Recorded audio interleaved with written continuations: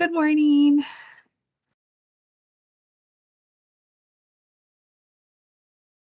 Good morning, good morning, good morning. Just We will get started shortly, just waiting on a couple more people to join. no worries. I just wanted to say hello. Thank you. How are you this second day of February already? I'm still in denial that we're in February. I know. I can't believe the month has gone by so fast. I can't either. But otherwise good. It's been good here at work and good in our building and all of that kind of stuff. So work is good. What about you? Good. Good, good. Just staying busy. Yeah.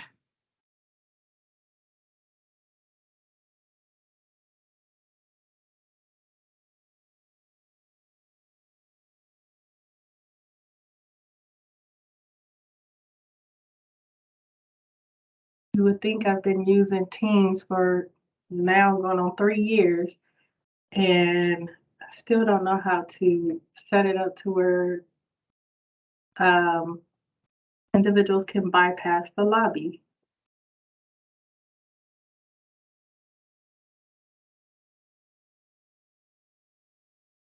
Hmm.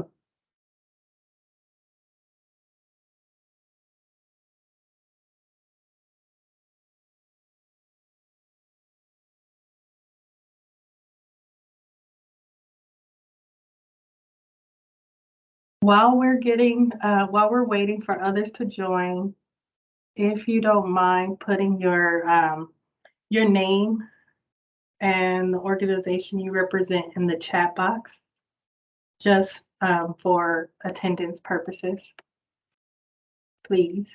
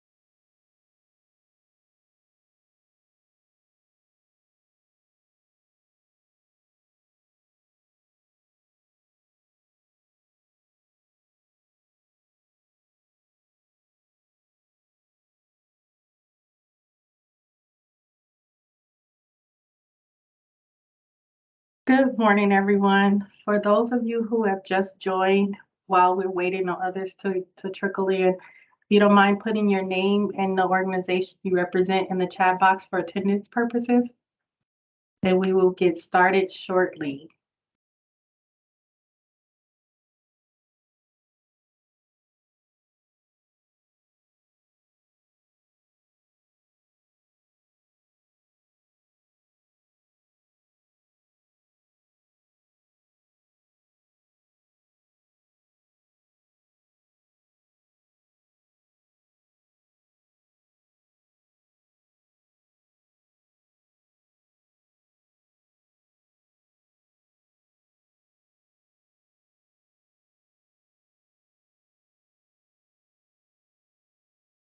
We'll give it another minute, and then we will go ahead and get started.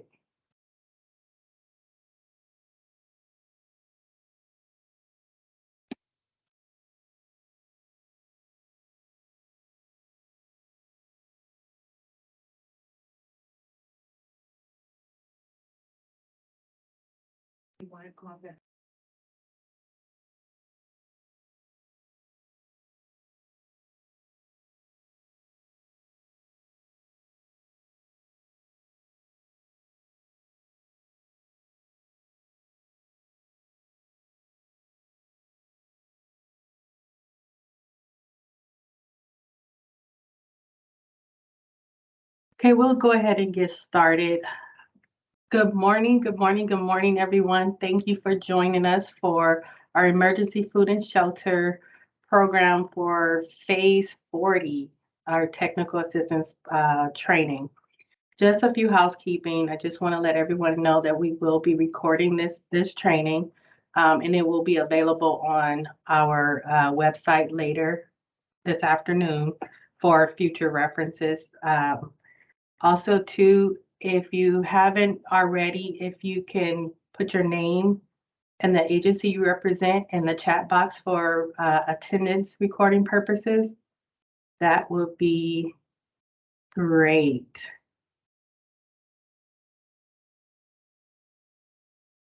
So as we get started, I want to go over introductions. Well, we're going to go over introductions. We're going to have an overview of the EFSP program, review of the Phase 40 request for application process. We're going to go through the over the Phase 40 application, and then we will have time at the end for questions. But also feel free throughout the presentation to ask questions if they come up. So, to introduce myself, my name is Rashana Walker. I am a senior program specialist here with Housing and Workforce Solutions. I have been covering and maintaining EFSP program for a little over almost 3 years now. So I'm still learning, but I know the majority and gist of the EFSP program. So it doesn't seem like we have too packed of a house. So I want to get started and ask you all if you can introduce yourself, give me your name and title, the organization you represent, the number of years if you are a current EFSP recipient, and the EFSP service category in which your agency is intending to apply for. And I will start with, go down the list, Augustin. Hi, good morning, everyone. Good morning, Rashana. Good morning. My name is Agustin Avantes. I'm the Director of Services with Catholic Charities San Bernardino and Riverside counties. And I personally have been part of EFSP for about 2 years here by joining Catholic Charities, but Catholic Charities has been a recipient for, I believe, about 40 years. So since the beginning of it. An EFSP service category your agency will be applying for rental assistance, which will be on the shelter category, and food assistance. Thank you. Awesome. Thank you, Augustin. Ambrose?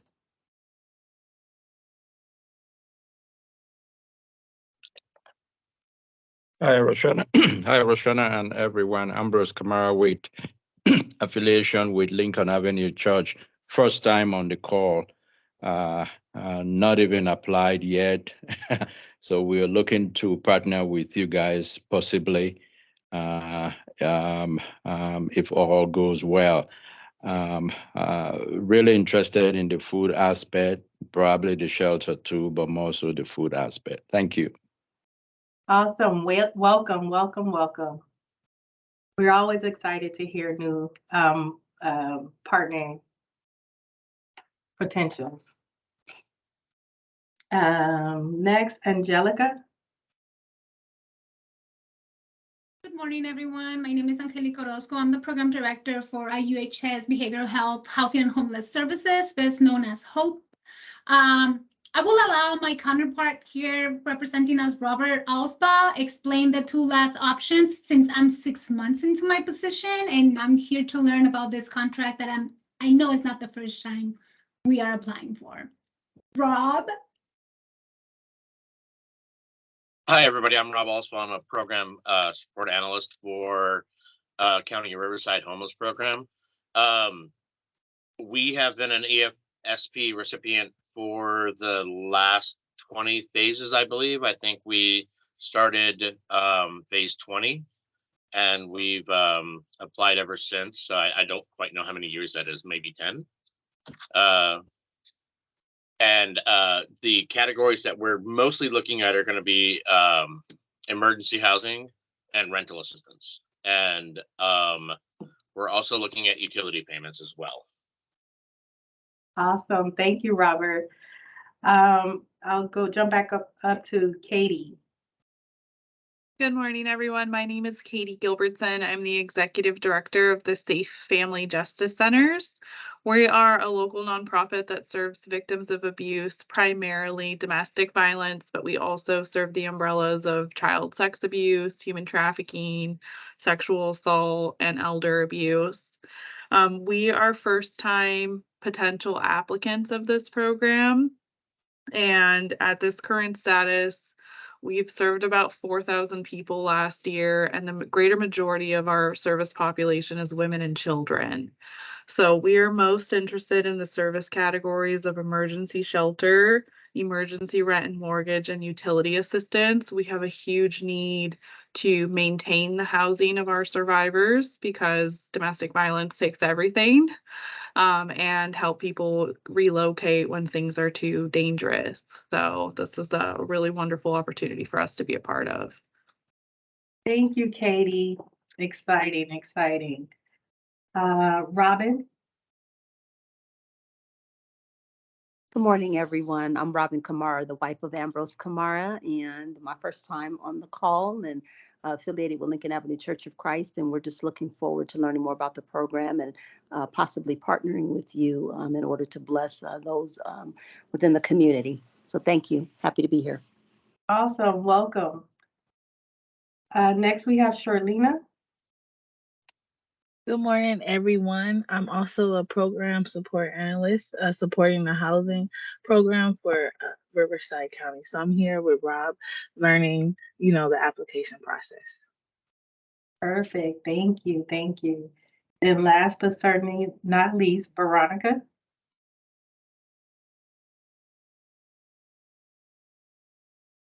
You're muted if you're talking, Veronica.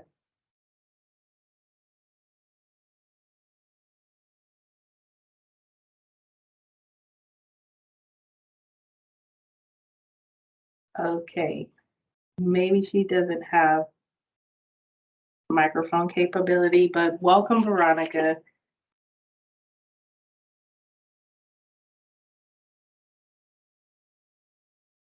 So we're going to go ahead and move forward to the overview of EFSP.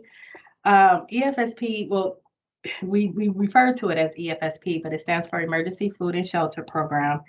And it's a federal program that's administered by the Department of Homeland Security FEMA program. The Emergency Food and Shelter Program was authorized under the Stuart B. McKinney Homeless Assistance Act, well, now McKinney-Vento Homeless Assistance Act. EFSP was created to supplement and expand the work of local social services providers, both nonprofit and governmental, in an effort to help people with economic emergencies. I just want to stress that applicants must not regard EFSP funding as part of their annual operational funding base, but as a supplemental funding to meet the specific needs for our community. So EFSP is a supplemental only program, not intended to solely fund any one program. So with the EFSP program, we have FEMA, and these are the responsibilities. So FEMA receives the funding. Awards are then, they submit awards to, or provide awards to local jurisdictions. They also monitor program performance, and they account for the use of funding. Then we have the national board, which is made up of different nonprofit organizations: FEMA, Red Cross, Catholic Charities, the National Council of Churches of Christ, the Jewish Federation of Northern America, Salvation Army, and United Way Worldwide. And with those organizations, our local jurisdiction is required to have also a local representative on our local board from those organizations as well. So the national board, they make policy decisions and set the program parameters. They select jurisdictions to be allocated. They disperse the fundings to the organizations, and they account for the use of funds for FEMA. So normally with the COC, we receive funding, and then we in turn allocate the funding out to organizations. However, the difference with EFSP, we do not receive the funding. The funding comes directly from FEMA to your organization if awarded. Then we have our local board. So our local board, we advertise the availability of funding. We oversee that selection process, that's competitive, selection process, and we determine an amount of categories to be funded for each phase.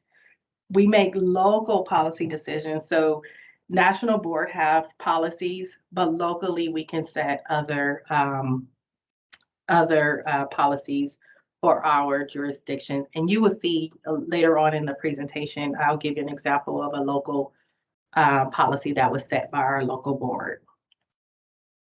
We also monitor agency performance, and we review reporting and documentation. And if you are awarded, you will be considered a local recipient organization, or LRO, as you will hear throughout this presentation, LRO. And the LROs provide direct services to those with emergency needs.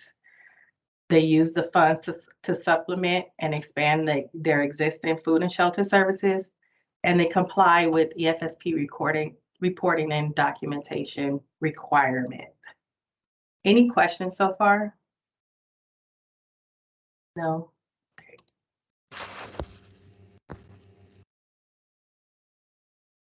So these organizations are the organizations that make up our County of Riverside local board. So we have those organizations that was mentioned in the national board, but we also have some local organizations that are also part of our local board. So funding priorities for Riverside County, we have 55% for shelter is allocated. Food is, we have 35% for food, and then 10% for utilities. So this is an example of a local board policy. These amounts, these percentages were set by our local board.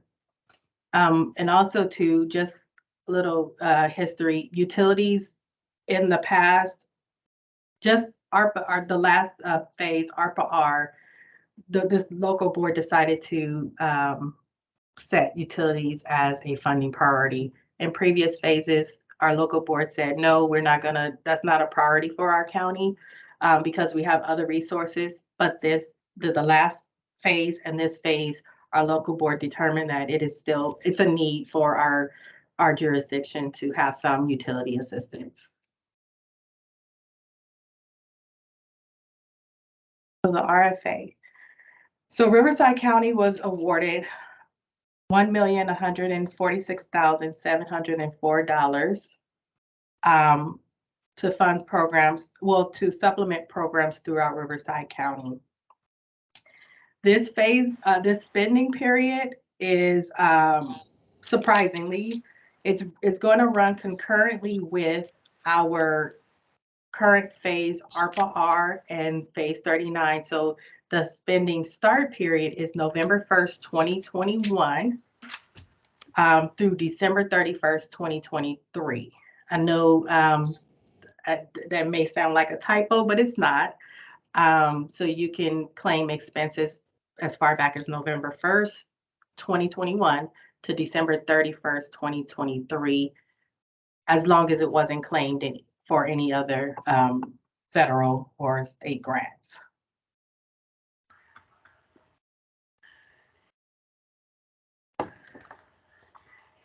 So this is the phase 40 timeline where it was released January 18th. The mandatory technical assistance training is, you're here attending today. The question and answer period ends February 15th. And once that period ends, we will post any questions and answers on our website, and the website will be provided towards the end of the presentation. And then most importantly, deadline to submit the application is Monday, February 27th by 5 p.m. So eligibility. All agencies providing emergency food and shelter services for at least 1 year in Riverside County can apply for funding.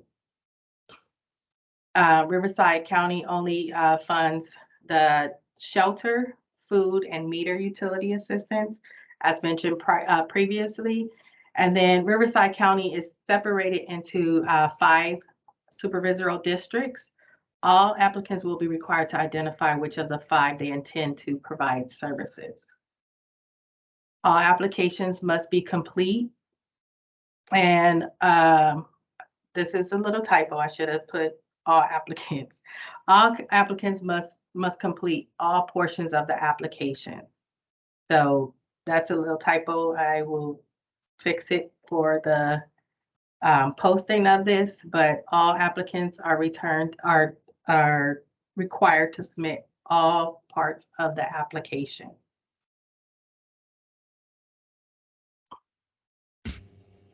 Criteria for an LRO. To be eligible for funding, you must be a nonprofit or an agency of government. You cannot be debarred or suspended from receiving federal funding. You must have a checking account and sign up with electronic funds transfer. No cash payments are allowed. They no longer provide check payments for LROs. LROs must have an accounting system and a fiscal agent, must have a FEIN number, and it's actually not a Duns and Bradstreet. It's not a Duns number anymore. It's a unique entity identifier, so UEI. And I'll show you how to get to that further in the presentation. You must have a valid email address for programmatic communication and electronic signature process. And you must conduct an independent audit if you're receiving $100,000 or more in EFSP funds. And I want to repeat that. You must conduct an independent annual audit if you are or plan on receiving $100,000 or have received $100,000 or more of EFSP funds. If you're receiving $50,000 to $99,000 in EFSP funds, you can have your accountant conduct an annual review. Then, as mentioned earlier, you must be providing services or using other resources in the area which you are seeking funding. You must practice non-discrimination. You must have a voluntary board, if private or not-for-profit. And lastly, to the extent possible, we're suggesting that you have or involve a homeless individual or family on your board. Any questions?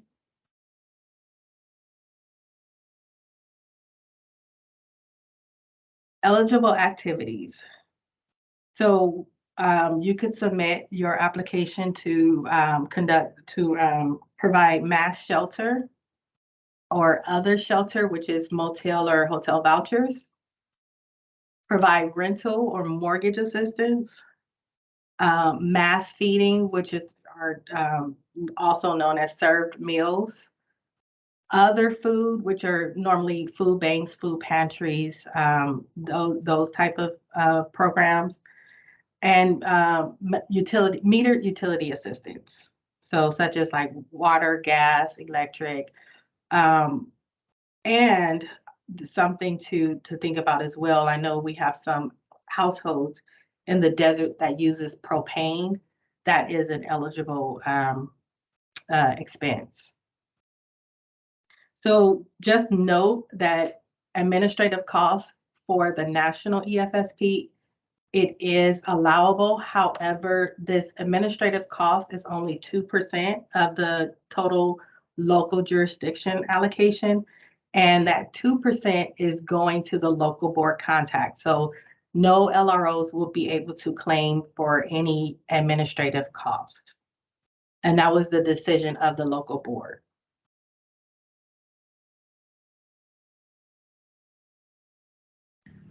So if you are a new applicant for this phase, and you've never been awarded EFSP funding in Riverside County, the maximum request that you can request for is $20,000 per district.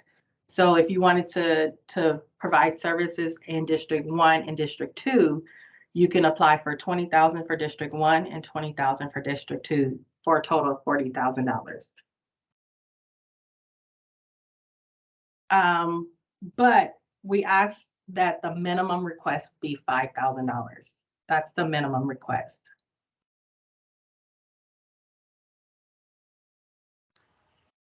Application standards. Am I going too fast? Does anyone have any questions so far? No? Okay. All proposals must be submitted in accordance to the standards and specifications of the RFA and the Attachment A project application. Housing and Workforce Solutions will not pay any costs associated in preparation for any of the proposals. And I see a hand. Robert, you have a...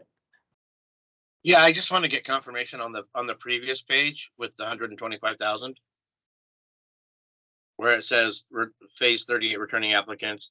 So we can request up to 125 per district, or is it only 50,000 per district? It's only 50,000. Okay. It's only 50,000. I will fix that. Just confirming again. I apologize.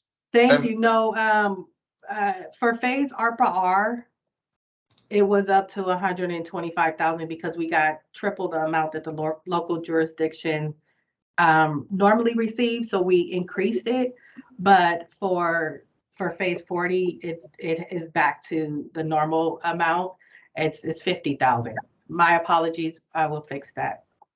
The maximum per supervisorial district for returning agencies is 50,000. Okay, thank you for clarifying, Roshana, that as well. And the actual application, I've been working on it, and I think the application on the website has both numbers.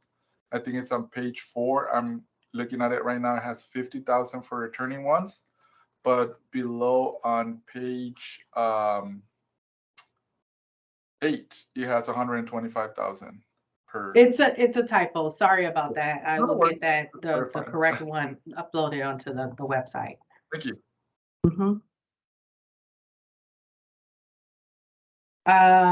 Any other questions before I move on?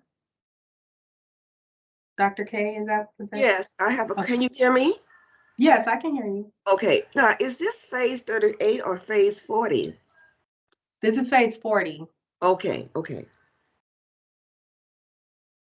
Thank you.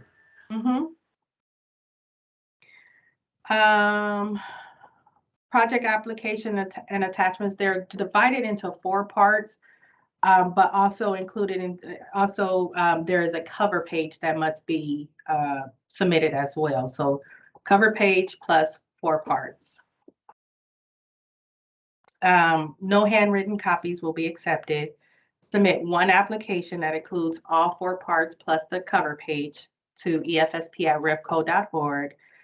The narrative is limited to a maximum of 10 pages, including the questions. So if the narrative is exceeding 10 pages, the application will not be reviewed or scored. All agencies must submit all required documentation, and agencies may withdraw their proposal at any time prior to the due date and time by submitting notification of withdrawal signed by the organization's authorized agents. Proposals cannot be changed or modified after the date and time designated of receipt. So scoring process. So in the narrative section, there is our organization history overview, which consists of 2 questions, 10 points each.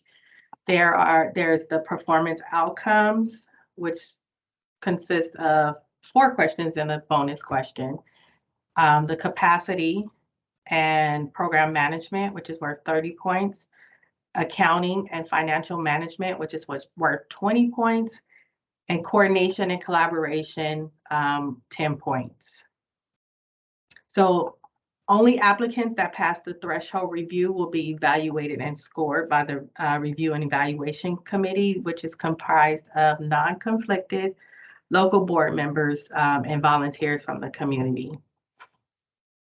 Threshold review is for compliance with the requirements of this application, including timeliness, completeness, and have all necessary attachments.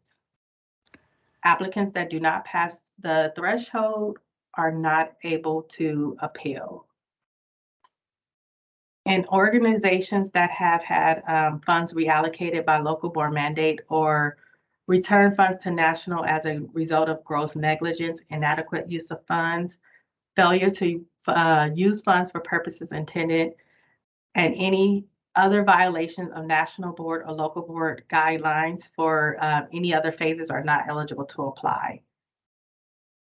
Organizations that reallocated at least 25% or more of their funding allocations to another LRO in either of the last 2 funded phases are not eligible to apply. And then 10 points will be deducted from the total score of LROs that did not turn in required reports or documentations from previous phases by the due date identified by either the local board or the national board.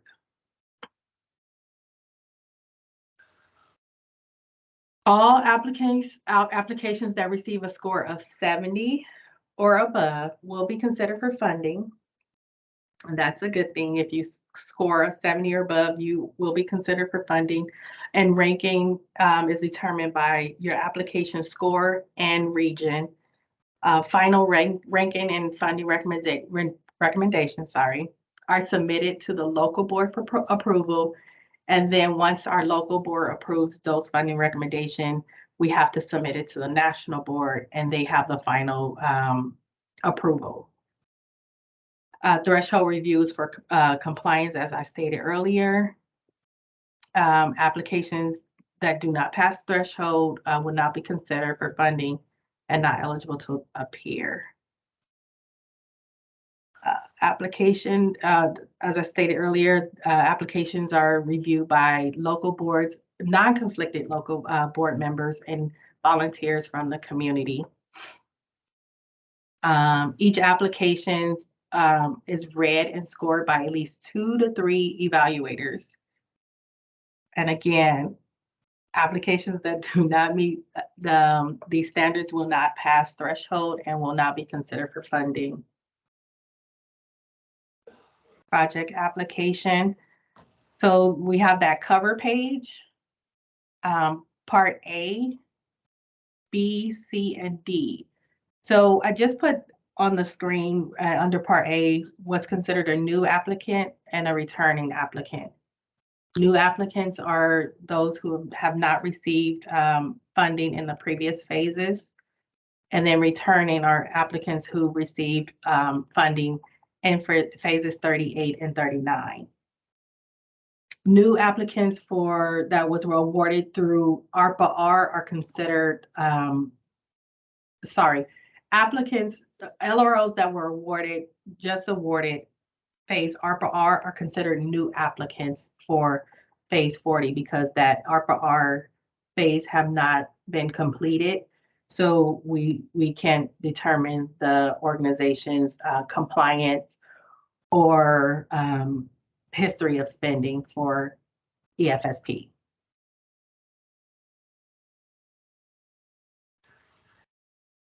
Any questions? So mandatory attachments, you have, we need a copy of your 501c3, your board roster, your scheduled board meetings, a copy of your last at least 3 board meetings, a financial year and report, match documentation, client forms, client non-discrimination statement, your mission statement, and if you plan on applying for hotel motel assistance, we need hotel agreements, and then we need your excluded parties list verification. And the last 2 are for new applicants only. We need that 211 Community Resource Database Program form. And then if your agency is not already signed up to be a member of the Riverside County COC, we need that COC membership letter as well. Any questions on any of these attachments?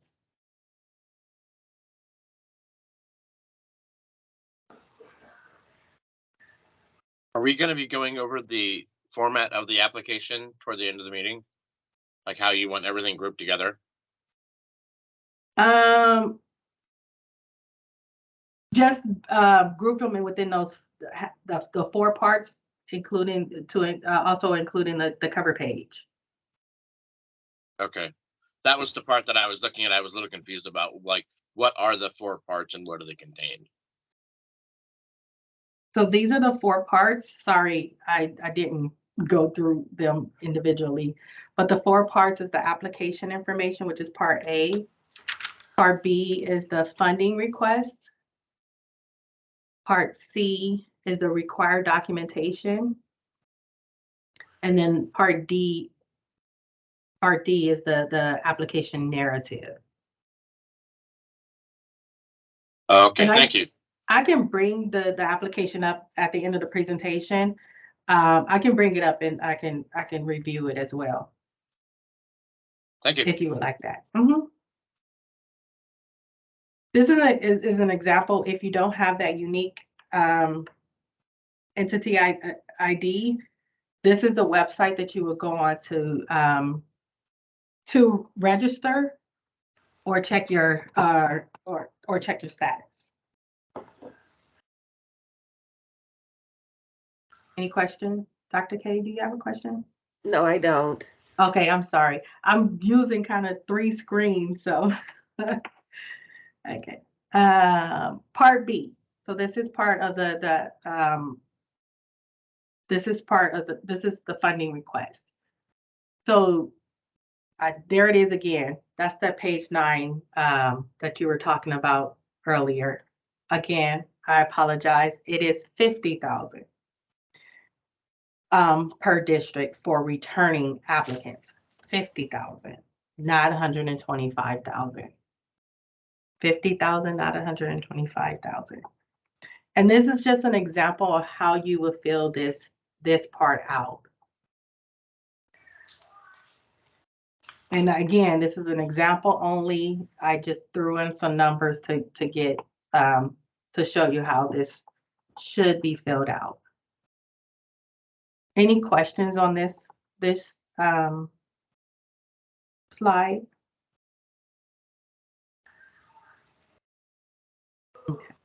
And I did have a question not last phase, one of the last 2 phases. The amounts that I put on the average assistance, I just threw in numbers. So you know your community and how much the average on how much your utilities are running. So again, this is just an example. So this is the second part of the funding request, where you would say how much you're requesting in each district. So it needs to be broken down by the district and the service category. Any questions on this example? Again, I will post the PowerPoint as well as the recording on our website.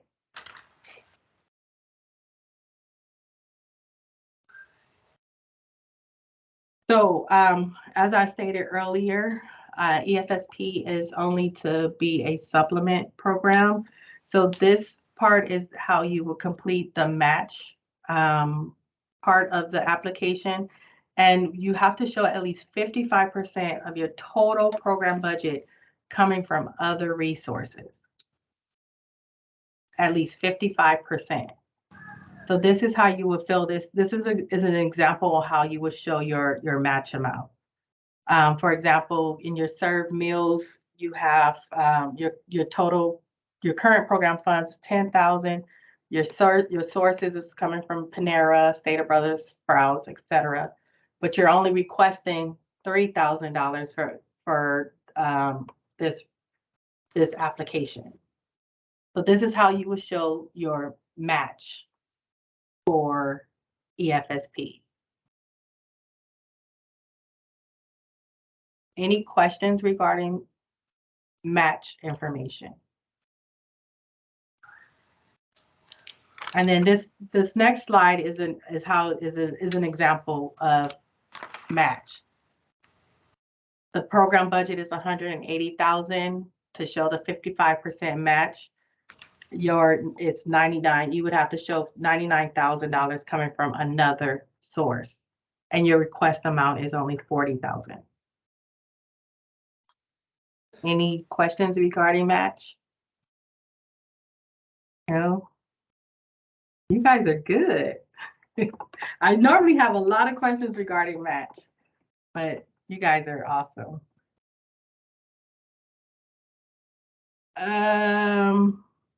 Part C is the required documentation, and I have a list of the required documentation in the presentation. So required documentation is a determining factor in whether you pass the threshold. Applications missing attachments will not be scored. And then applications, again, that do not pass threshold will not be scored.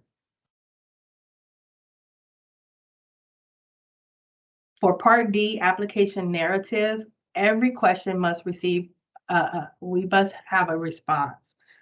Even if you think that you answered the question in another section, please don't put C, accounting and financial. Please answer the question. If it's redundant, it's redundant, but we need to have a response for every question. Again, each application will be reviewed and scored by at least 2 to 3 evaluators, and all applicants that receive a 70 or higher will be considered for funding. And this is just to reiterate the timeline for this request for application. The application is due February 27th by 5 p.m.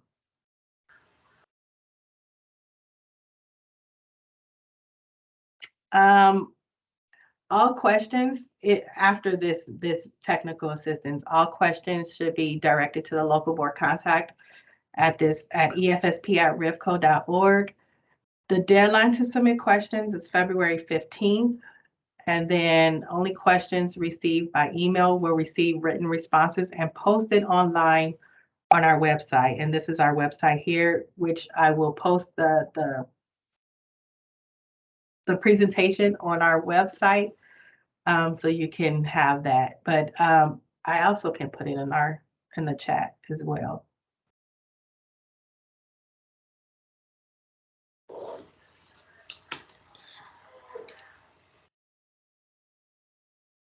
Uh-oh, I can do that. I can't do it right now. I apologize. It's also the website is also in the application in the RFA. So you have that website. Any questions? And then I want to go back to, I think, Robert, you asked a question about the parts. Would you like me to go bring up the application? Yeah, like if we could just quickly touch on it real quick. I just want to make certain that I've got all the right parts in place. Got it. Better to be safe than sorry. Understand.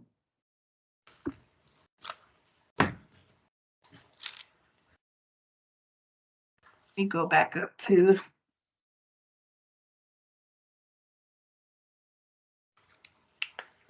This is the application.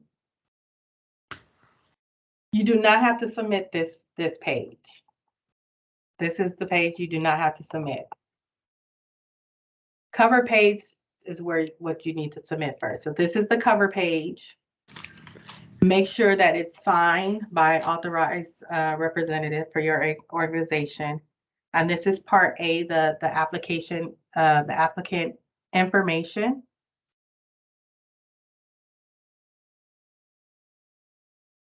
Where this is where you plan on providing services in which district. These are the funding categories.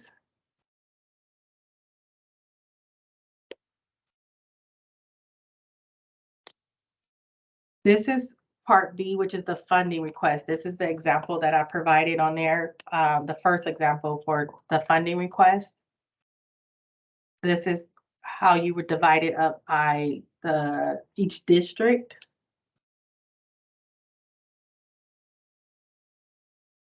This is the match.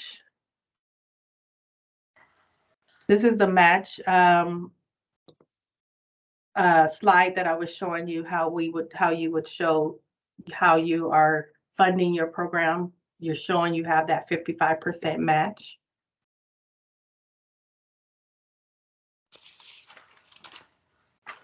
And then this is the required documentation. Make sure you submit this with the documentation checked off.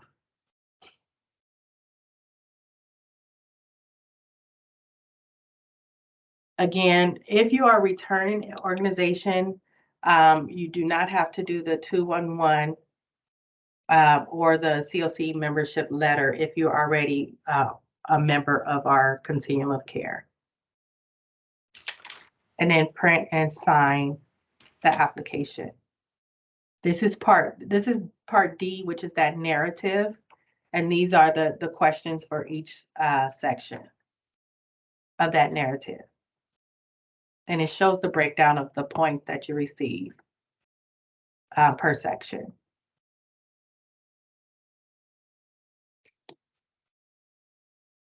And then the last two pages are just, this is the 211 database.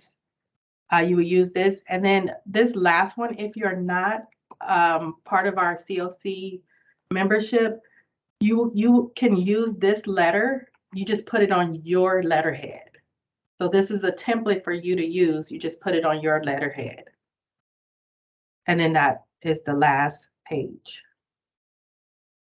So you should have a total of 5 attachments. Yeah, if you are, what do you mean total of 5 attachments? The cover page plus part A through D. Correct. Okay. Correct. Well, 5 parts and then the mandatory attachments. Does that make sense? Right. Okay. Yeah. All right. I So just wanted to make sure it's clear. On the mandatory attachments, do you want them combined into one large PDF file or separated out into individual attachments? You can do it either way. I prefer individual attachments though, because it's easier to just pull out and check off, because we have to check off for our threshold review. We have to make sure that each attachment is submitted. Gotcha. And then the ACO end of year-end review, will that be appropriate for the fiscal piece for $100,000 or more? Yes. Because that's a very large file. I know. And we can talk offline, because because you're part of the department, we can no, I think we would still need it, but I think it's a different form. So it won't be so large for your organization. Okay. But we Sounds do good to me. need some sort of audit financial. Okay. I mean, I have it. I can include it. It's just, I just wanted to make certain that we're on the right path, since this is my first time doing this application. Yes. And Awesome. I get it, just so that everyone is on the line is understands. For the last 37, 38, 39, last 3 phases in our 4 phases, returning organizations did not have to complete all of this information. So the local board decided, okay, phase 40, we need all organizations to provide all information so that we can update our records. So that's the reason why it seems like, but it's because for the last 4 phases, returning organizations did not have to complete a full application. It was just a cover page and funding request. So It's required the previous 3 board meeting minutes, right? yeah, so if you guys meet quarterly, I just need the last 3. I just need at least 3. So if it's quarterly and you have 4, then the last 3, or if you do annually, then I need the last 3 years. So at least 3, Awesome. depending Thank you. on how often your board meets. Okay, sounds great. And then I think on a schedule, There's a schedule, a board roster, and 3 previous meetings is my understanding. Okay, yep. I knew it was on there, a schedule of your roster. Yep, list of scheduled board meetings for the past year. Any other questions? No? Well, with that being said, I don't know how I got all the way back here, but thank you, and feel free to reach out at efsp@rivco.org if you have any questions. All right. Thank you so much for attending, and I hope to see applications for all of your organizations. Thank you. Yes, you will get the slides. I'm actually gonna post them on our website. It should be on our website by later this afternoon, as well as the recording. Thank you, Linda. Always good to see you. Thank you. Bye-bye. Bye. All right, thank you. Thank you, Roshana. Bye. Thank you. Much Bye-bye. appreciated.